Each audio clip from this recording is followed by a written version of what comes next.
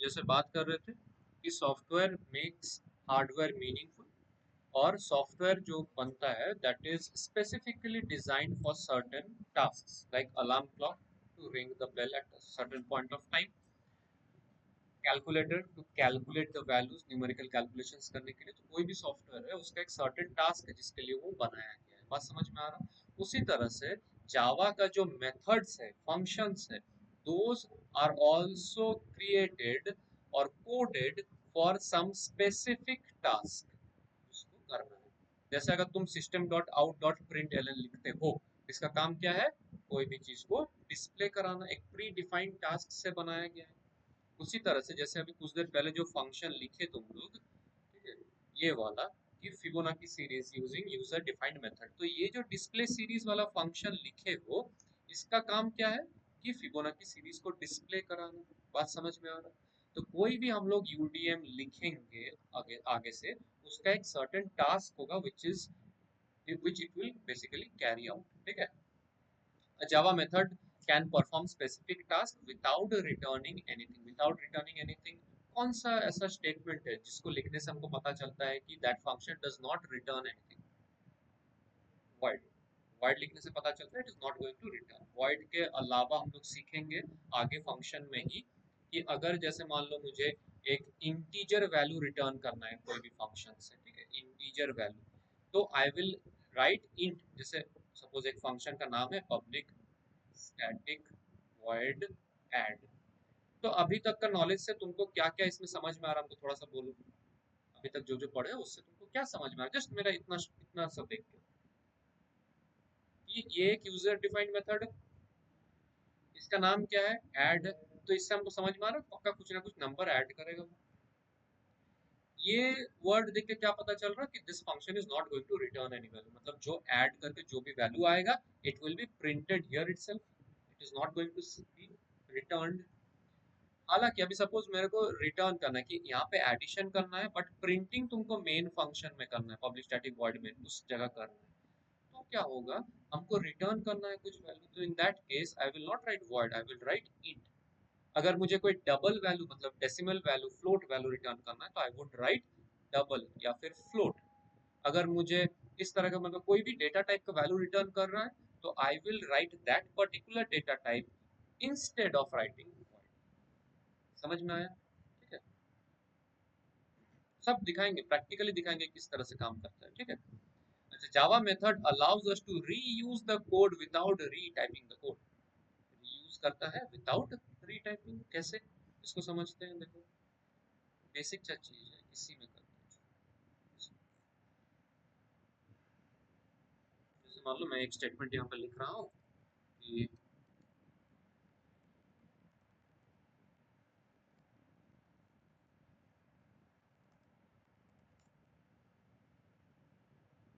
ये एक स्टेटमेंट लिखा, इसके बाद मेरा ये डिस्प्ले सीरीज फंक्शन कॉल हुआ।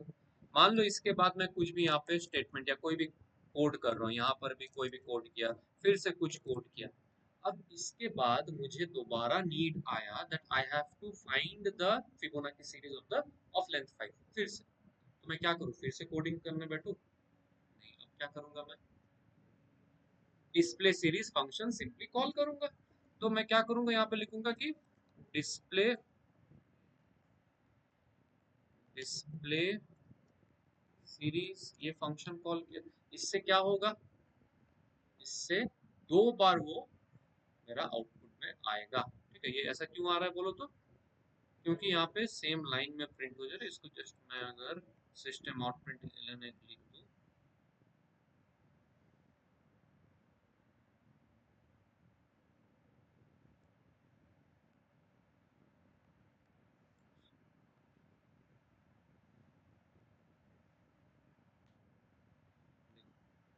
क्या है कि इनसाइड, देखो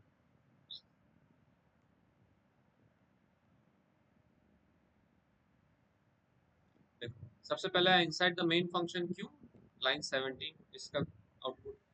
उसके बाद लाइन 18 में क्या है? डिस्प्ले सीरीज फंक्शन कॉल किया गया, कंट्रोल कहाँ चला जाएगा? इस पर्टिकुलर ब्लॉक में चला गया, है ना?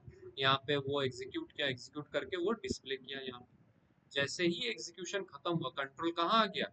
ठीक उसके बाद वाले लाइन पे विच इज लाइन नंबर 19 में बेसिकली, बट लाइन नंबर 19 में देखिएगा कमेंट है, 20 में कमेंट है, 21 में कमेंट है, नो एग्जीक्यूशन। अब जाएगा लाइन नंबर 22 में जहाँ पे फिर से डिस्प्ले है, तो ये वाला फिर से डिस्प्ले हुआ इनसाइड द मेन फंक्शन।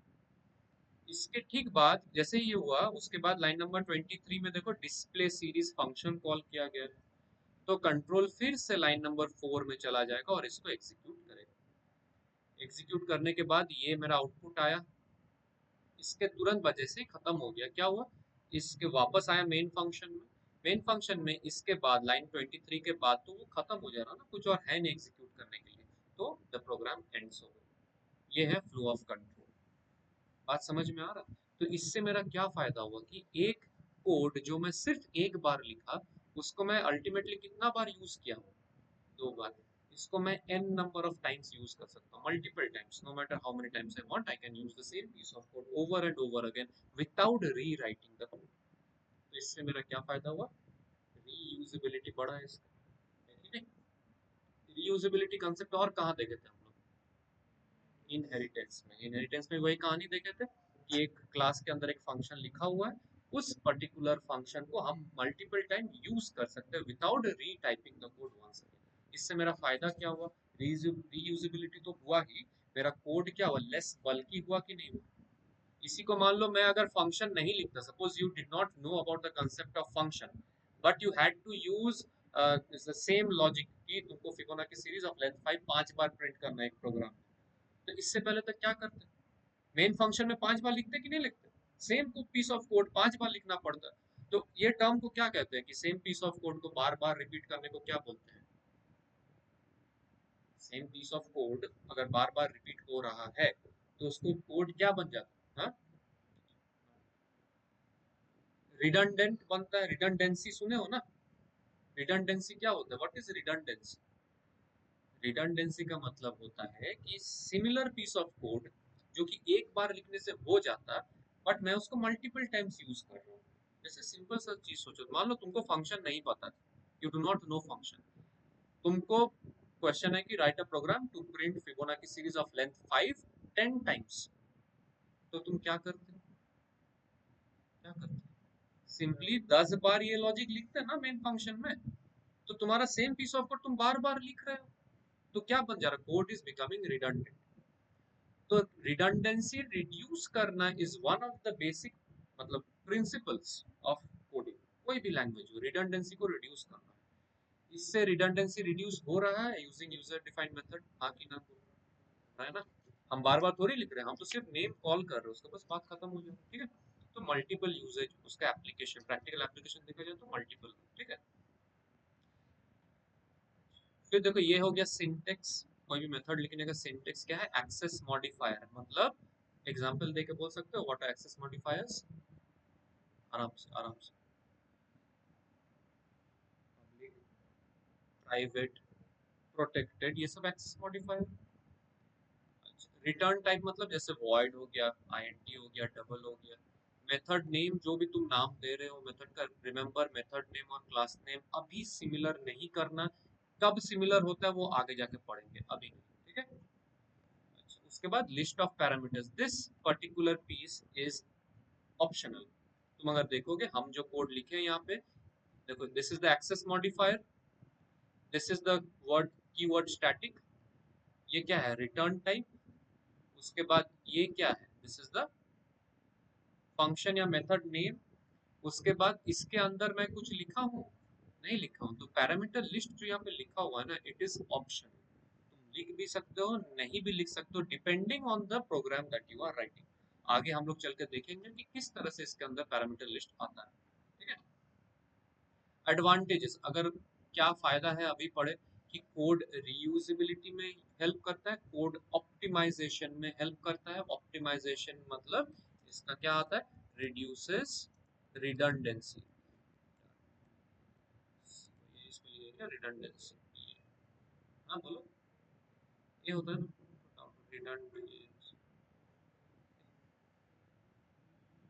अरे यार तुम लोग काम ही को कंफ्यूज कर रहे हो, देखना तो ये होगा रिडंडेंसी। समझ में आया रिडंडेंसी क्या है? ओके, तो यहाँ पे एक सुंदर सा जीआईएफ है, किसका ऐसा लग रहा है? तो इसमें क्या है, कोड रीयूजेबिलिटी, जैसे इसमें लिखा हुआ है कि it allows developers to use existing code in new projects, reducing redundancy and save time. और यहीं पे लिखा हुआ रिडंडेंसी। अच्छा, यहाँ पे code optimization enhances performance and efficiency by refining code leading to faster execution. ठीक है, कोड जितना लेस बल्की होगा उतना लेस मेमोरी खाएगा और उतना फास्ट एग्जीक्यूशन।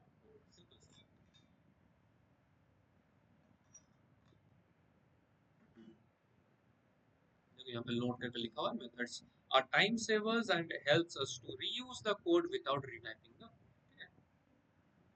अच्छा, मेथड डिक्लेरेशन, जो मेथड डिक्लेयर करेंगे वो किस किस टाइप का होता है? पहला वाला होता है जो एक्सेस मॉडिफायर। एक्सेस मॉडिफायर क्या क्या है? Public, private, protected, default. इसके बारे में डिटेल में चर्चा करेंगे जब इसका चैप्टर आएगा। इसका सेपरेट एक चैप्टर है जहाँ पे मॉडिफायर्स के बारे में डिटेल्स में लिखा हुआ है। ठीक है, अब तक अगर पूछा जाए तो प्राइवेट क्या है, जैसे एग्जांपल दिया था ना घर वाला, जैसे गार्डन एरिया पब्लिक एक्सेसिबल है बोले थे ना। आइडिया है ना क्या चीज है, बेसिक आइडिया तो है ना। रिटर्न टाइप है, return type is mandatory in the syntax. Return type बोले तो void is a type of return type. ठीक है, उसके अलावा अगर कुछ और रिटर्न करना तो मुझे वो पर्टिकुलर रिटर्न टाइप अकॉर्डिंगली उसमें मेंशन करना, दैट इज मैंडेटरी। ठीक है, अच्छा, मेथड नेम भी मैंडेटरी है। एक नाम तो देना पड़ेगा ना जिस पे बेसिस पे हम कॉल करेंगे उसको। फिर पैरामीटर लिस्ट, देखो पैरामीटर लिस्ट इज ऑप्शन, हम लोग आगे चर्चा करेंगे किस तरह से पैरामीटर लिस्ट यूज करेंगे। ठीक है, और मेथड बॉडी मतलब इसके मेथड जो क्रिएट किया उसके अंदर हम कुछ स्टफ लिख रहे हैं या नहीं, मतलब पीस ऑफ कोड लिख रहे हैं या नहीं लिख रहे हैं। ठीक है, ये हो गया। Now this is again optional. क्यों ऑप्शनल है? जैसे देखो, अगर मैं सपोज मेथड बॉडी मतलब कौन से लाइन तक कौन सा लाइन तक हो रहा है मेथड बॉडी, बताओ हमको। लाइन नंबर 5 से नहीं, लाइन नंबर 6 से, 6 से लेके 14 तक मेरा मेथड बॉडी। ये ऑप्शनल बोल रहा है, चलो इसको हटा देते हैं। ऑप्शनल बोला ना, मतलब हटा देने से कोड रन करना चाहिए। ठीक है, देखते हैं नहीं होगा। नहीं, क्यों नहीं, कोई इशू नहीं है। फ्लो को समझो। सबसे पहले मेन में गया, यहाँ पे लाइन नंबर 9 एग्जीक्यूट हुआ, इनसाइड मेन फंक्शन हुआ। उसके बाद क्या हुआ, डिस्प्ले सीरीज फंक्शन कॉल हुआ। मैं यहाँ पे कंट्रोल किया डिस्प्ले सीरीज फंक्शन में, इसके अंदर कुछ नहीं है तो कुछ नहीं है, बात खत्म। फिर यहाँ से निकल जाएगा। फिर इनसाइड मेन फंक्शन कॉल हुआ, उसके बाद फिर से डिस्प्ले सीरीज फंक्शन कॉल हुआ, फिर यहाँ पे कंट्रोल किया, इसके अंदर कुछ नहीं है, कुछ नहीं किया, आगे। समझे बात को? ठीक है, तो इट इज ऑप्शन। हाउएवर अगर मैं ये रिटर्न टाइप हटा देता हूँ तो वाज इट ऑप्शनल? नहीं, तो रन करना चाहिए ना, रन करना चाहिए भाई, ऑप्शनल नहीं है, मैंडेटरी है, तो एरर आएगा। ठीक है, और इसको हम कर देते हैं वापस। ठीक है, यहाँ तक किसी को कुछ डाउट है? नहीं, वेरी गुड। तो यहाँ पे वही पिक्टोरियल फॉर्म में लिखा हुआ है कि this is the access modifier public, INT is the return type. जो अभी तक हम लोग जो देखे हैं, दैट इज यहाँ पे हम लोग लिखते हैं वॉइड, वॉइड करके लिखता है। यहाँ पे क्या वॉइड लिखता है ना, तो ये वॉइड के जगह पे आईएनटी लिखा हुआ है because it is returning a integer value. अच्छा, मैक्स, मैक्स क्या है? मेथड का नाम है। ओके, अच्छा ये क्या है? This is the parameter list. इस तरह से पैरामीटर लिस्ट लेते हैं, आगे देखेंगे, करके दिखाएंगे किस तरह से।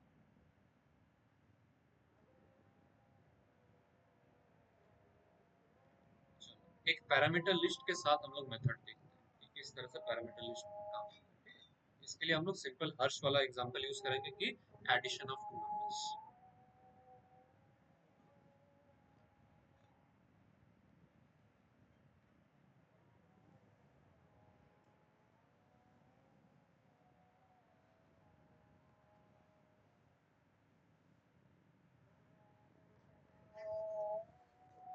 ठीक है, हम लोग 2 मिनट रेस्ट लेंगे, उसके बाद शुरू करेंगे। यहाँ पे लिख लेते हैं सम ऑफ टू नंबर्स। इधर তোরা কথা বল আর নাহলে আমি পড়া, দুটো একসাথে হবে না। तुम लोग को ऐसा कुछ इंपॉर्टेंट है, तुम लोग आराम से नीचे जाकर डिस्कस करके आ जाओ आधा घंटा बाद, ठीक है? दोनों एक साथ नहीं होगा, अभी ब्रेक दिया ना तुम लोग को, तब खत्म हो जाना चाहिए था ना तुम लोग का बात। सबसे पहले हम मेथड को यहाँ पे लिख लेते हैं। मेथड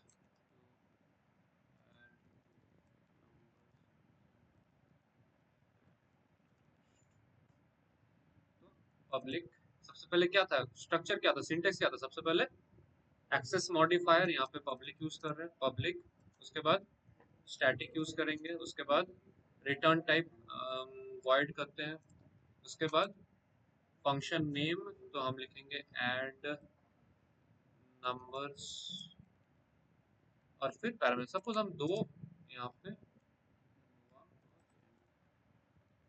ये लिखें, ये n1 int n1 int n2 मतलब कि ये जो पहला पैरामीटर है this will accept a integer data, comma देके, कॉमा है सेमीकोलन है, कॉमा देके सेकंड में मैं इंट n2 लिखा हूं, मतलब the second parameter is going to accept a integer data. अगर मैं ये इंट के जगह मैं यहाँ पे लिखता कि डबल n2 मतलब the second parameter should be a मतलब can accept a double data, ठीक है? मैं इंटीजर से ही करता हूँ दोनों समझने के लिए। अब मैं क्या करूंगा यहाँ पे इंट सम इक्वल्स टू क्या करूंगा n1 प्लस n2, और I will display system out println ये sum of two numbers is plus, समझ में आया? अच्छा अब मेरे को क्या करना है, यहाँ से देखो फंक्शन कॉल करना है, बट इसमें थोड़ा सा चेंज होगा। फंक्शन कॉल किए, पिछले वाले जो किए थे उस फंक्शन में कोई पैरामीटर वो एक्सेप्ट कर नहीं रहा था, बट इन दिस तुम देखो दो integer values it is expecting, तो ये फंक्शन कॉल के साथ साथ मुझे दो इसमें इंटीजर वैल्यू प्रोवाइड करना पड़ेगा, जैसे मान लो मैं फर्स्ट वाला दे रहा हूँ 10, दूसरा वाला दे रहा हूँ 5, समझ में आया? इससे हुआ कि मैं फंक्शन कॉल तो किया, साथ में दो इंटीजर वैल्यूज भी पास किया। अब ये जो वैल्यू है, पहला वाला जो वैल्यू है 10, ये चला जाएगा पहला पैरामीटर में which is n1, second comma के बाद जो सेकंड पैरामीटर है 5, ये चला जाएगा किसमें n2 वाले, बात समझ में आया? तो बेसिकली n1 में अभी कितना है 10, n2 में कितना है 5, इसके अंदर आके जब मैं सम equals to n1 plus n2 कर रहा हूँ तो 10 प्लस 5 15 स्टोर होगा सम में, और it will be displayed in this sum of two numbers is 15, समझ में आया? देखो एग्जीक्यूट करा के देखते हैं, sum of two numbers is, clear है? इस तरह से वो काम करता है, इसका स्क्रीनशॉट ले लेते हैं फिर आगे एक मिनट रुक जाओ, इसको खत्म कर लेते हैं।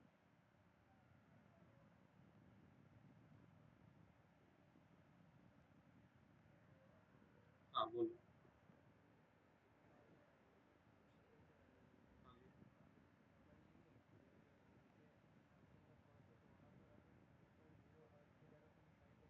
कोई इशू नहीं है, डबल वैल्यू क्या है लार्जर डेटा टाइप है, इंटीजर जब तुम मतलब इंटीजर जो स्मॉलर डेटा टाइप तुम लार्जर में भेजते हो तो क्या हो जाएगा वो ऑटोमेटिक चेंज हो जाएगा, इसको क्या टाइप कास्टिंग बोलते हैं, इम्प्लिसिट टाइप कास्टिंग हो जाएगा, करके देख लेते हैं।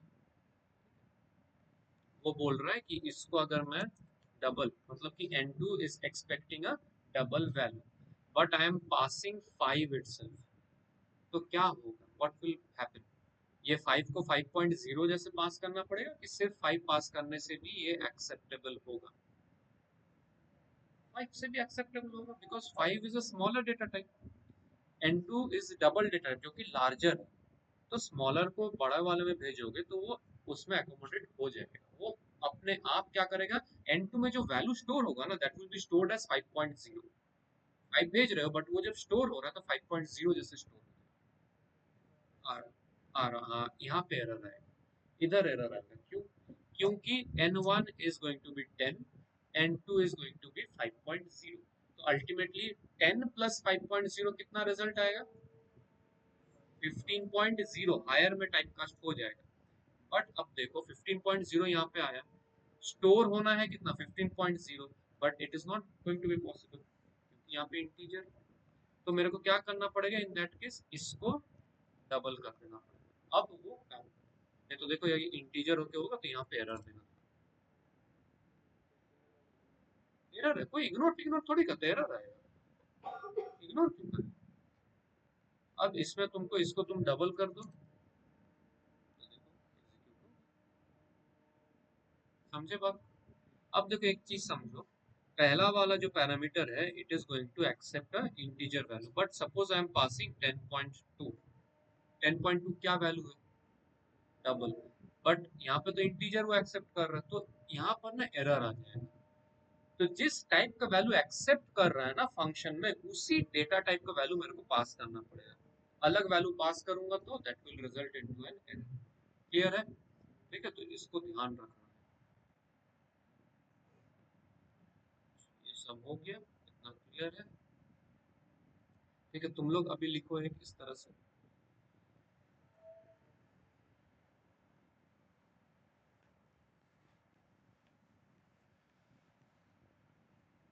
एडिशन किया ना, एडिशन ही करो। एडिशन तो देखो फॉर्म कर पा रहे हो तुम प्रोग्राम, एडिशन का प्रोग्राम फॉर्म कर पा रहे हो। अरे तो एक काम करो, एडिशन मत लिखो, तुम लोग लिखो फैक्टोरियल फाइंड करना। ठीक है, मैं क्वेश्चन लिख दे रहा हूँ, क्वेश्चन लिख दे रहा हूँ, देखो। Your question is right a program to find a factorial of a given number using UDM। अब ये जो फैक्टोरियल है ना, इसको मेन फंक्शन में पास कराना वैल्यू, और यूडीएम में उसको एक्सेप्ट करके उसका फैक्टोरियल डिस्प्ले करना। ठीक है, नहीं बाबू, फैक्टोरियल मतलब फैक्टर नहीं होता है। फैक्टोरियल मतलब होता है कि जैसे 5 का फैक्टोरियल का बात किया जाए तो it is going to be 5 into 4 into 3 into 2 into 1 which is 120। ये तुम्हारा आंसर होना चाहिए। मैं तो बोल रहा हूँ जो फैक्टोरियल का जो वैल्यू है ना, कि कौन सा वैल्यू का फैक्टोरियल फाइंड करना है, ये तुम मेन फंक्शन में जब मेथड कॉल कर रहे हो उसी में वैल्यू पास कर दो, जैसे सम के लिए पास कर रहे थे ना। सम के लिए यहाँ पे दो वैल्यू पास किया ना, उसी तरह से तुम्हारा एक यहाँ पे फैक्टोरियल, ये फाइंड फैक्टोरियल फंक्शन मान लो लिखे, इसके अंदर मान लो तुम 5 पास कर दिया इस तरह से। बात समझ में आया। अब ये वैल्यू को तुमको एक्सेप्ट करना है वो मेथड में, और उसके बाद उसको प्रिंट करना है इन द मेथड इटसेल्फ। समझे, उससे करे सम जैसे तो है। काश तुमको फैक्टोरियल आता है। हाँ, इससे पहले कभी ट्राई किए हो, पूरा 9 जो एक साल में कभी ट्राई किए हो, सच बताओ। तुम तो सम एडिशन गलत कर रहे, इधर एडिशन नहीं पता तुम, इधर आओ, इधर आओ।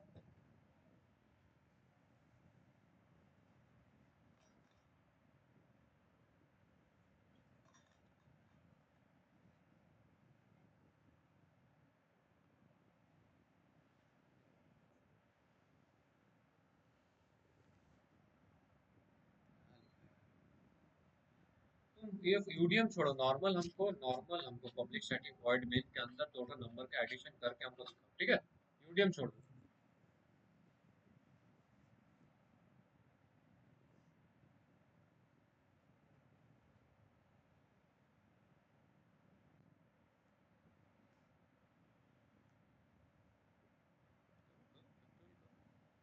बहुत बार कराए हैं।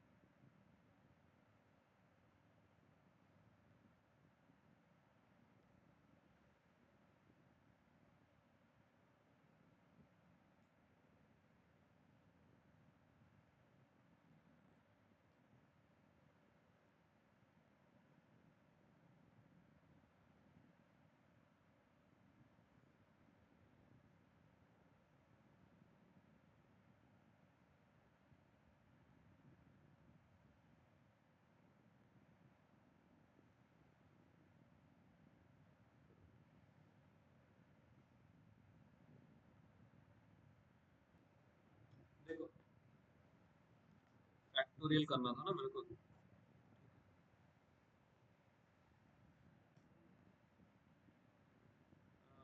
डिस्प्ले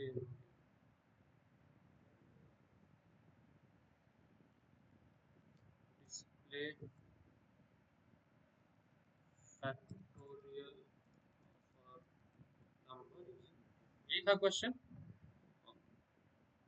तो यहाँ पे ये हटा देता हूँ, फाइंड फैक्टोरियल करके एक मेथड लिखूंगा, इसमें वैल्यू 5 पास करूंगा।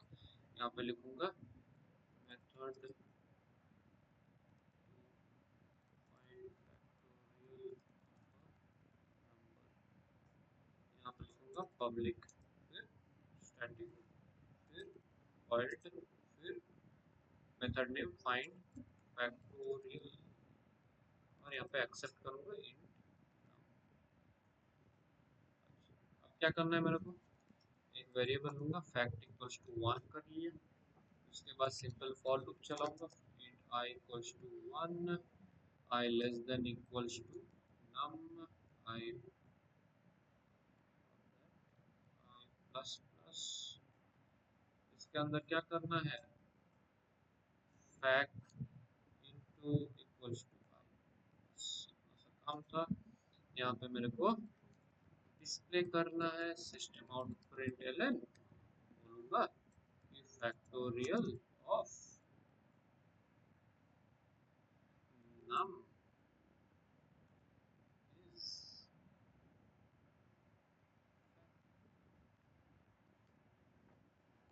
हो जाएगा, क्या बोलते हो, रन किया जाए। ठीक है, देखो गलती आ गया, कहाँ पे आ गया, लाइन नंबर 15, फाइंड फैक्टोरियल नाम, फैक्टोरियल हो गया ना इसलिए नाम फैक्टोरियल। उज्जवल थोड़ा रुको, हमको खत्म करने दो, हड़बड़ाओ मत। देखो फैक्टोरियल ऑफ 5 इज 120, बात समझ में आया, समझ में आया, किसी को कोई दिक्कत, इंडेंटेशन मेंटेन करना है, इंडेंटेशन मेंटेन करना है। दूसरा बात ये था कि यहाँ पे देखो जो वैल्यू पास कर रहा हूँ, उस वैल्यू को यहाँ पे मैं भेज रहा हूँ, उसी वैल्यू का फैक्टोरियल काउंट हो रहा है। फैक्ट को यहाँ पे 1 रखना है, यहाँ पे fact equals to fact into I करना है, ठीक है। बाकी वो जो गलत लिखे हो तुम लोग, जो लॉजिक गलत है, समझ में आ रहा बात, ठीक है।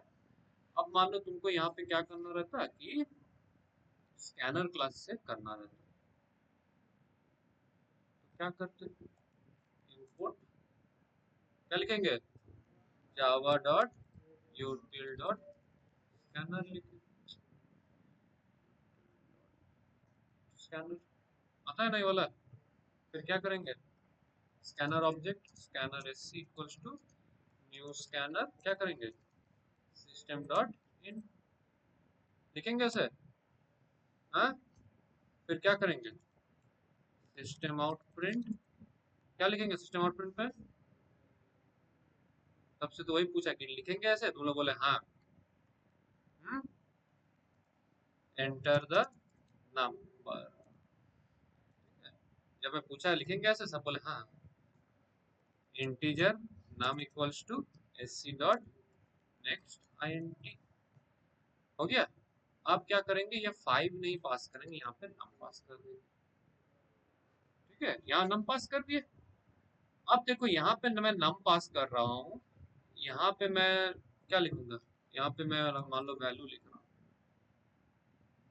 तो क्या गलत होगा, गलत होगा। यहाँ ये इंडिपेंडेंट नाम, ये कुछ भी हो सकता है, कुछ भी हो सकता है, यहाँ पे नाम लिखो, कुछ भी लिखो, कुछ भी हो सकता है, दिस इज इंडिपेंडेंट।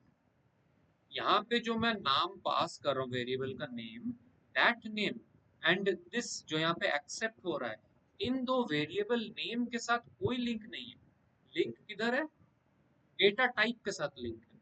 यहाँ पे इंटीजर है, इधर भी इंटीजर है, ये तुमको होना पड़ेगा, समझ में आया, ठीक है। इस तरह से हम लोग समझ में आया। तुम लोग का जो होमवर्क है लिख लो, थोड़ा सा होमवर्क।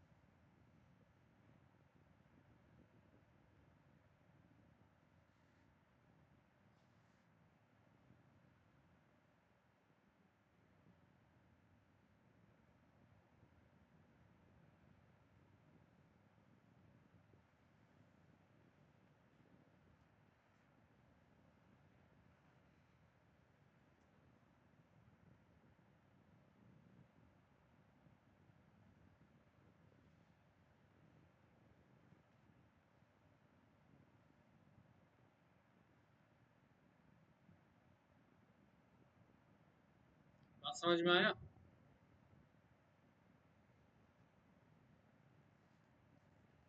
ठीक है, ठीक है, कोई बात नहीं, अगर नहीं लिखा कंप्लीट हुआ है मैं पीडीएफ भेज दूंगा, वहां से भी चेक कर लेना।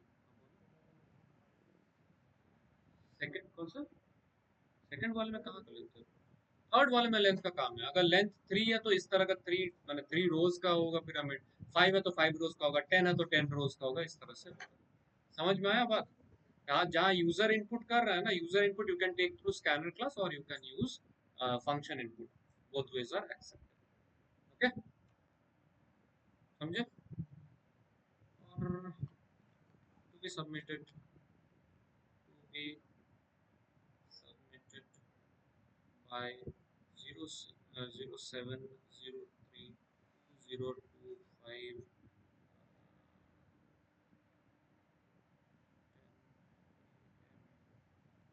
यहाँ तक सबमिट कर देना है, ठीक है? ओके, समझ में आया? पीडीएफ करके भेजना, पीडीएफ फॉर्मेट, पीडीएफ कैसे करोगे? कॉपी में प्लस फोन में, या फिर मैंने बेसिकली कंपाइलर में करना है, दोनों ही, दोनों का पीडीएफ, कंपाइलर का स्क्रीनशॉट और आउटपुट और कॉपी वाला सब एक साथ पीडीएफ बना के भेजना। ফোনে যেটা লিখছিস সেটা মেশিনে পুরোটা একসাথে পিডিএফ বানিয়ে পাঠাবি, ঠিক আছে? সব করতে হবে, কোথায় প্রথমে খাতায় করবি তারপর ফোনে করবি, ঠিক আছে? हाँ जी, फ्राइडे क्लास नहीं हो रहा है ना, क्योंकि 2 दिन हो गया, नेक्स्ट वीक से वो, हाँ बोलो। फ्राइडे बोलो क्यों? और फ्राइडे थोड़ा जल्दी कर लो, ठीक है, अभी जाओ तुम्हारा वहां लेट हो जाएगा।